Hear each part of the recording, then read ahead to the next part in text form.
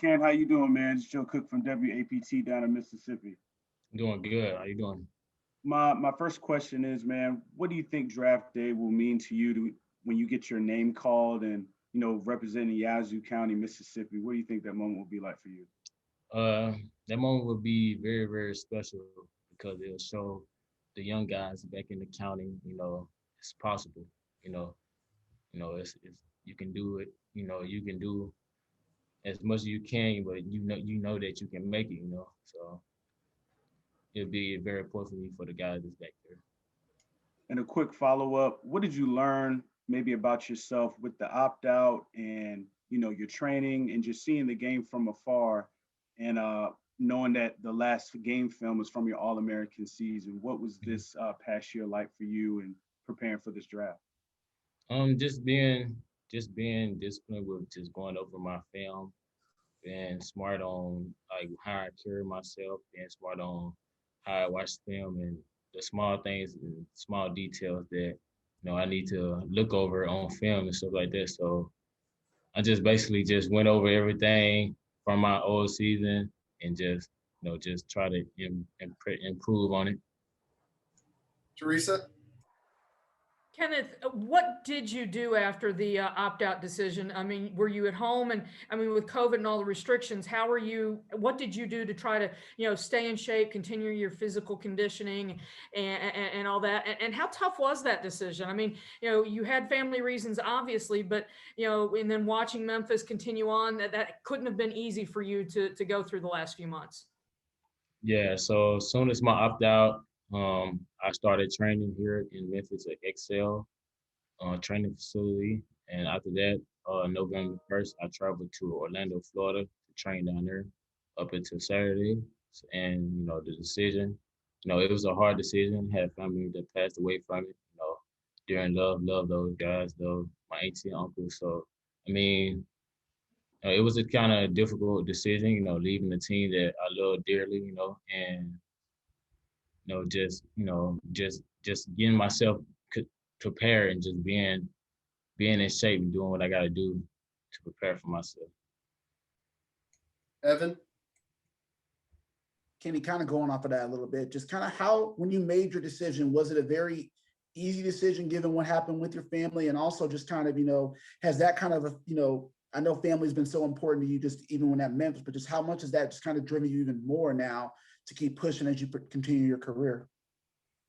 Just getting a chance to talk to my family over about COVID, my family passing away. So I mean, it was a tough decision. I love football, so it was really a little tough decision to do. So just had to do what best for family. Matthias? Good afternoon, Kenneth. Matheus from Brazil. For the running back position, maybe the opt-out was not like the worst because you have 1 year without taking any tackles, without taking big hits from the big guys on college. How do you think that the NFL sees that? Because the running back is a position that teams like have to have the value, but a lot of teams like to have 2 or 3 guys. What do you think that not having a season, taking a lot of hits can maybe help you during this process? Well, for one, my skill set is very, very different. I can play in between the tackle and play outside the tackle and also line up in the slot. So my position is very, very different from these other running backs that's in the draft that's taking those hits that were in the season. But, just getting my body right, just being prepared. They see what I did back in 2019. So I mean, it ain't too much that I can do, but they can show them. But only thing I can do is prepare myself to the next level and be ready for this pro day tomorrow. So that's. Thanks a lot. Good luck. Nick, go ahead. Hey Kenneth. One question.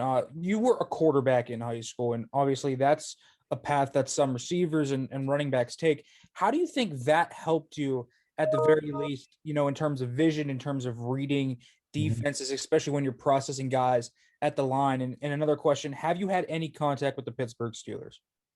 I played quarterback in high school, and that led up to, I was a run pass guy, so I probably was go run first before I throw it in high school. But I had a lot of passing yards. But they just come with being comfortable with running the ball, having the ball in your hand, and yes, I have had contact with it. Gonzalo.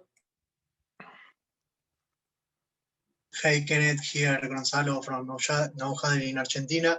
I want to ask you, which player do you like to see when you watching at the professional level? What are your favorite players to watch? That's in the NFL. Yes. I like to watch. Of course, Alvin Kamara. I like to watch basically everybody. You can take skills from each and every player, such as the receiver too. So you can always take little bits and pieces from the receivers, and take either bits and pieces from the biggest running backs down to the smallest running backs in the NFL. So I kind of watch everybody and just like pull from those guys to include into my game. So that's kind of what I do. I watch everybody. Jason. Hey, Kenneth, Jason Butt with the Atlanta Journal-Constitution. Between you, Antonio Gibson, Darrell Henderson, Tony Pollard, what is it about Memphis that has been able to put out such good running backs over these last few years? We're a system that pumps out, athletes. We're a system that pump out playmakers. We're a system that do multiple things with players that you can line them up in different positions and just get them in space and let them do what they do, what they've been doing all their life is run the ball. So I mean, just putting me, myself, and those other guys in position to just be great. So that's what this program is all about. Yeah. And then a quick follow: have you had contact with the Atlanta Falcons since the process started? Oh yes. Thank you, Alex. Irony. Alex Fleming, Florida Sun. The gentleman from the Atlanta Journal-Constitution almost took my question. I don't want to compare you to Antonio Gibson, but can you speak on us how you differ from Antonio Gibson and where you would like to play if you had the choice? I would say me and Antonio Gibson is kind of similar. Our skill set's kind of similar, but I'm a guy that plays running back before I play receiver. So just being that guy that can, be in the backfield and, have great eyes, great vision, great feet, great explosion, that will separate me from him. And also him just being as strong as he can, they just make those plays. But, just seeing the defense, knowing what to do, that will separate me from him.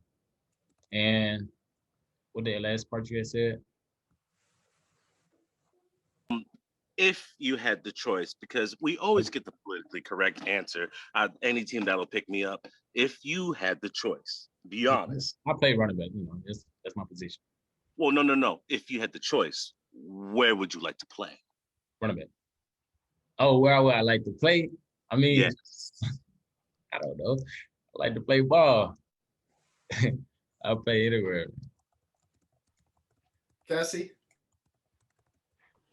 Hey, Kenneth, you kind of alluded to it earlier during the presentation, but how much weight did you put on over this off season? And with opting out, were you able to key in on any part of your game more so than you would during a regular season? Me opting out, I put a little weight on. Just being smart with my nutrition, being smart with how I hydrate. That kind of played a role in it. I mean, just continue to like eat healthy, they kind of put on a little bit of weight, All right, we'll do two more. Sean. Hey, Kenneth, congratulations on really getting to this moment. But do you think you become, I guess, a better football player being able to sit back over the past year and really evaluate yourself? A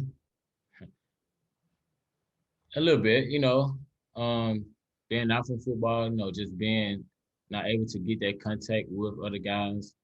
I mean, that is how I, elevate my game.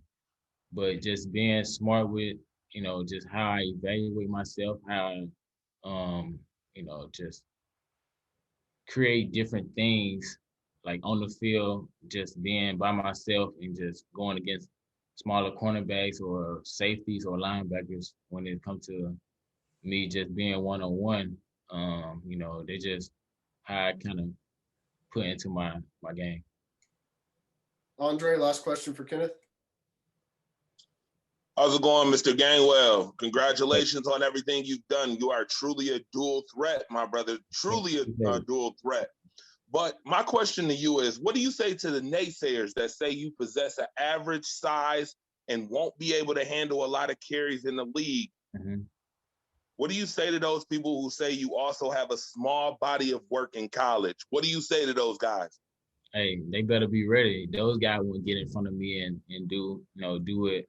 They wouldn't want to be in front of me, you know what I'm saying? So, I mean, I don't know, but they go see when it comes to that time, but, I'm just going, I got to be chill on my shoulder, but, I just stay down and work. I'm letting them see it when it comes time to. I ain't got time for all the talk, so I just stay down and keep grinding. All right. Thank you for your time. Thanks, Kenneth. Thank y'all.